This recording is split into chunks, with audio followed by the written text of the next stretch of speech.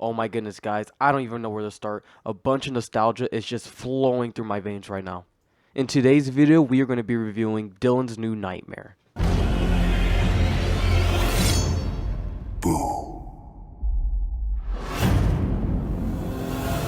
So first off, I would like to say, Wes Craven's New Nightmare is probably, if not, my favorite Nightmare on Elm Street film besides the first one. Sometimes I even think that Wes Craven's New Nightmare is even better than the original one because of how meta and different for the time it was. And when I tell you Cecil Laird delivered with this film, this is like the perfect sequel to Wes Craven's New Nightmare.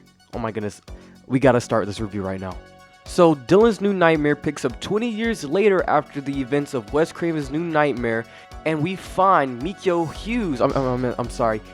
Porter struggling to find any acting jobs. Just like his mother in Wes Craven's New Nightmare, she was an actor, played by Heather Langenkamp. Oh my goodness, I always mispronounce her name. And then Freddy starts tormenting, or should I say the entity starts tormenting Dylan 20 years later. So first, I would like to recognize some of the acting in this film. Miko Hughes, who plays Dylan, or should I say Dylan, in this film, he hasn't acted for quite some time now in this industry, and to see him pick up the mantle again as Dylan Porter just seems like he still has it. Also, not to mention, oh my goodness, Dave McCray as Freddy Krueger. Dave was the best person you could replace Robert Englund as Freddy Krueger for the role. I'm just saying, hands down, Dave McCray is the best person right now in the industry that you could have as to play Freddy Krueger. And it's not just a Robert Englund copycat. Dave McCray puts his own flavor into Freddy, but he keeps the mannerisms and just the way Freddy acts and Robert Englund portrayed him in the original series. And to me, it feels like Dave McCray isn't under all the makeup and prosthetics or the silicone mask, whatever you have it. This is Freddy Krueger, just like Robert Englund. No, when you look at Freddy Krueger, you don't look at Robert Englund. You look at Freddy Krueger as the character, and this is what I was looking at when I was watching the film. I was looking at Freddy Krueger, not Dave McCray. So moving ahead, I'm just going to talk about the cinematography first. With the budget that they had, the cinematography in this film looks great. And putting budget aside, when you have somebody who's behind the camera and knows how to work it, you can make any camera look high quality and cinematic. I'm gonna just put her out right there.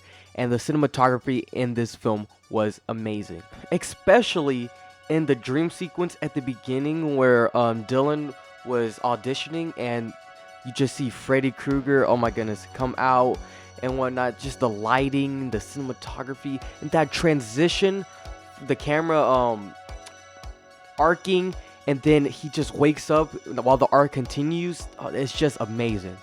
Not to mention, I think it was in the middle or towards the end of the film, the kitchen scene when he's calling his mom, and oh my goodness, the mom in this whole storyline with the mom in this film is like really depressing and sad. But when he's calling his mom and whatnot, just the cinematography, the lighting, just it was really good. Now I'm going to move on to story. Story-wise, there wasn't a lot that was given, because this fan film is 35 minutes, I believe.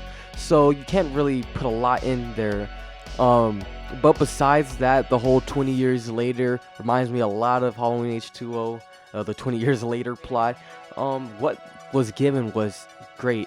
And that cliffhanger at the end tells me that A, it leaves mystery, or B, they're setting up for a sequel, definitely. And this time, they could probably contact Heather Langenkamp to come back and play herself. Honestly, that would be a dream come true. Contact her on Instagram, email through her agents. I don't know. Please contact her. Get her in the sequel, please. My one request though, do not kill her off, please. I know she's in the psych ward and everything. Please don't kill her off. But besides that, just the trauma that Dylan is going through throughout this film and all the grief and the side plot with the mother, it's like this duality this mirroring relationship where Dylan's now just reliving this trauma, and his mother has been reliving this trauma ever since New Nightmare back in '94, and ever since then she's been in this psych ward and everything. I don't know, I just think the themes of trauma and just this old pal, quote unquote pal, just coming back to get you. I don't know, that I just felt that was really powerful in a sense to me. Now on to FX and VFX. My goodness, in this film, whoa, we have some pretty good VFX and special effects. First of all, I just want to talk about the prosthetics. Dave McRae, or the silicone mask, looked fantastic.